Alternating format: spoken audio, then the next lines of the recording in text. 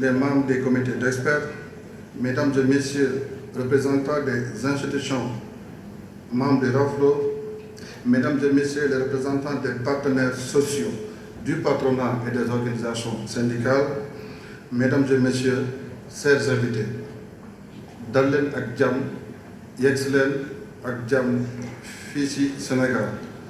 C'est un honneur, un réel plaisir de vous accueillir au nom du 3FPT et de l'ONFP à l'occasion de la 17e Assemblée générale ordinaire du réseau et des institutions de fonds de formation en Afrique.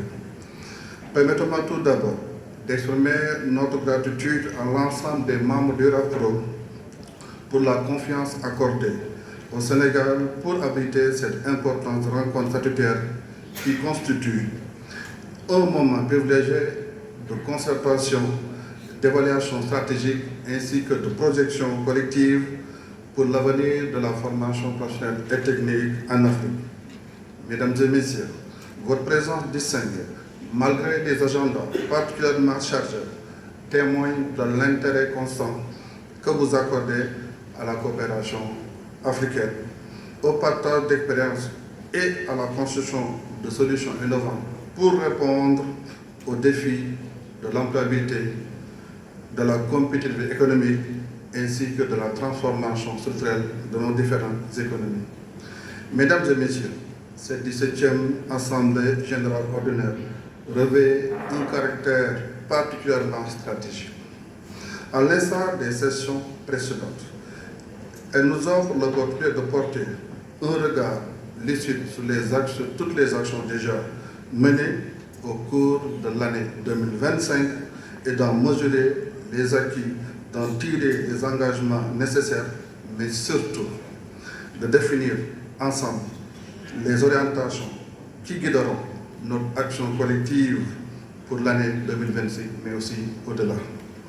Ces actions traduisent notre volonté commune de consolider la gouvernance de notre réseau, de renforcer notre efficacité opérationnelle et d'en s'ouvrir davantage aux partenaires techniques et financiers et surtout d'anticiper sur les mutations profondes qui redéfinissent aujourd'hui les métiers, les compétences dans l'écosystème de la formation professionnelle et technique.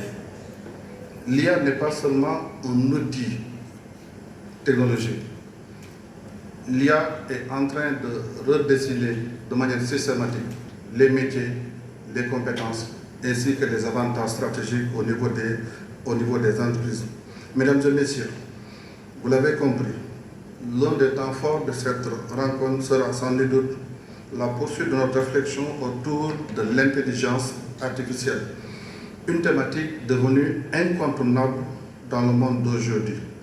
Nos institutions doivent s'en accommoder pour réussir le pari de son utilisation à son escient. Car, comme j'ai l'habitude de le dire, l'IA est un danger pour ceux qui ne sauraient pas s'en servir. Mais je vais ajouter, l'IA ne va pas éliminer tous les humains. L'IA va uniquement éliminer les humains qui n'ont pas de compétences en IA. L'IA ne va pas remplacer tous les humains.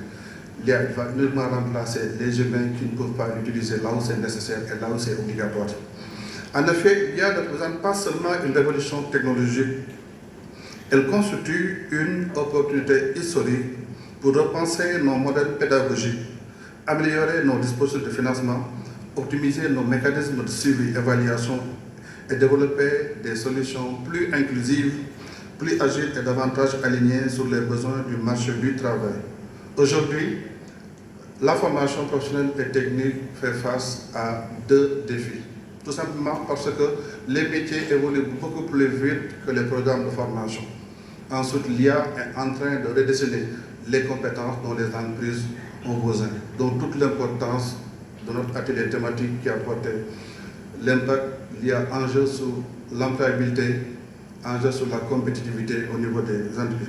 Mesdames et messieurs, cette rencontre statutaire organisée autour de la réunion du comité des experts et l'atelier thématique sur l'IA et de l'Assemblée générale ordinaire constitue bien plus qu'un simple rendez-vous institutionnel. Elle est l'expression vivante d'une Afrique qui coopère, qui innove et qui construit les compétences dont nous avons besoin demain. Le TRAFPT, en tant qu'outil stratégique de financement de la formation professionnelle et technique, demeure pleinement engagé aux côtés du RAFPRO pour promouvoir des systèmes de formation professionnelle inclusifs et résolument tournés vers les besoins des économies africaines. Ainsi, je formule le vœu que nos échanges soient riches, constructifs et porteurs de décisions ambitieuses pour l'avenir de notre réseau, pour la jeunesse et pour la jeunesse africaine. C'est sous ces mots que je souhaite plein succès aux travaux de la 17e Assemblée générale ordinaire de l'AFRO et un agréable séjour à toutes et à tous au Sénégal.